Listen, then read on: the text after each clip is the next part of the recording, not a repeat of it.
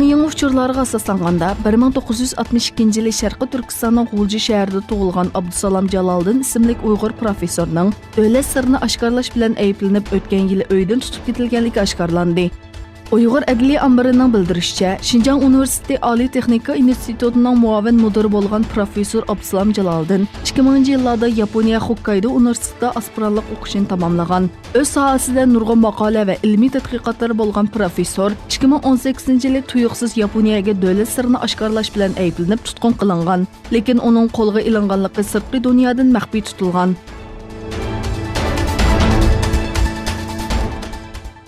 Amerika 15 oktyabrdan boshlab Xitoy mallariga qarta yo'lga qo'yishni planlagan tamojna bejini o'stirish qarorini vaqtliq to'xtatdi. Amerika prezidenti Donald Trump 250 milliard dollar qiymatidagi tovarga qo'shilgan tamojna bejini vaqtliq to'xtatganligini bildirdi.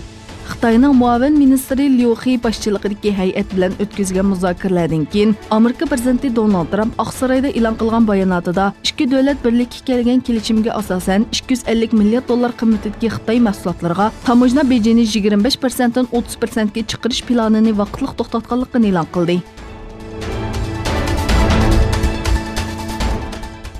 Hong Kongda doirlar 4 oktyabrdan boshlab maska cheklamasini yo'lga qo'ygan bo'lsa-mu, lekin ko'pincha namoyishchilar yana maska taqidi. Janubiy Xitoy shahar gezitining xabar qilishicha, yuzlagan namoyishchi maska qonuniga norozilik bildirish uchun maska taqib ko'chalarni to'ldirdi. Shahzoda Edward va Vinchay rayonlarida yig'ilgan bir to'p namoyishchi soqchilarning namoyishchilarga qartilgan zo'ravonlikni to'xtatishni talab qildi.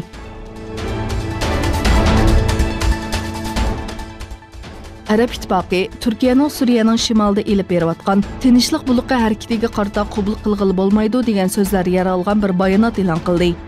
Arab İttifaqı bosh kotiblik vazifasini o'tayotgan Misrlik siyosatchi Ahmed Abu Ghayd Turkiyaning terrorlik tashkiloti PKKga qarshi elib berayotgan harbiy harakat haqida bir arab davlatining zaminini ishg'ol qilish va egilik huquqiga tajovuz qilish degan ifodalarni ishlatdi.